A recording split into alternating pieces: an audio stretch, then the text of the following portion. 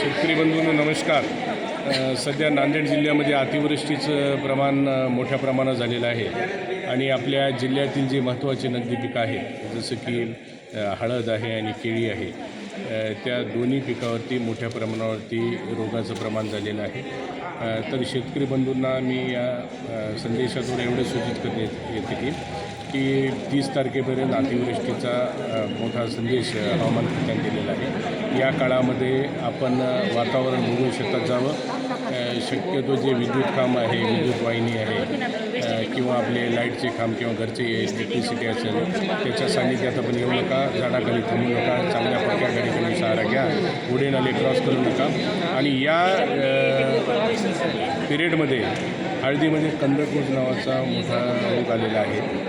तर कृषी विज्ञान केंद्र पोखर्णी नांदेड असेल, महाराष्ट्र शासन कृषी विभाग असेल यांनी निर्माण केलेले जे जैविक द्रव्य आहेत ज्याला आपण बायो ऑर्गॅनिक म्हणतो, तर त्यामध्ये ट्रायकोडर्मा असेल, मेटॅरिझम असेल किंवा वसंतराव नाईक मराठवाडा कृषी विद्यापीठानं उत्पादित केलेलं बायोमिक्स या बुरशीनाशकाचा वापर करा। शेतात साचलेले अतिरिक्त पाणी आपण काढून टाका।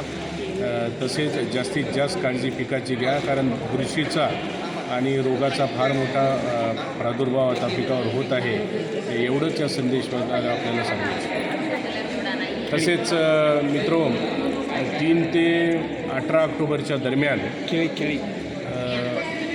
आपण सर्व जे कृषी विभाग महाराष्ट्र शासन आहे, आत्मा आहे, कृषी विज्ञान केंद्र पोखर्णी आहे, वसंतराव नाईक मराठवाडा कृषी विद्यापीठ परभणी, मत्स्य विद्यापीठ नागपूर, भारतीय कृषी अनुसंधान परिषद आणि कृषी मंत्रालय भारत सरकार यांचं फार मोठं अभियान रब्बीमध्ये 3 ते 18 ऑक्टोबरच्या दरम्यान आहे। त्याला विकसित कृषी संकल्प अभियान आपण म्हणत आहोत। तर या अभियानामध्ये सुद्धा आपण जास्तीत जास्त शेतकऱ्यांनी नांदेड जिल्ह्यातल्या सर्व तालुक्यातले सहभागी व्हा असं आवाहन करतो।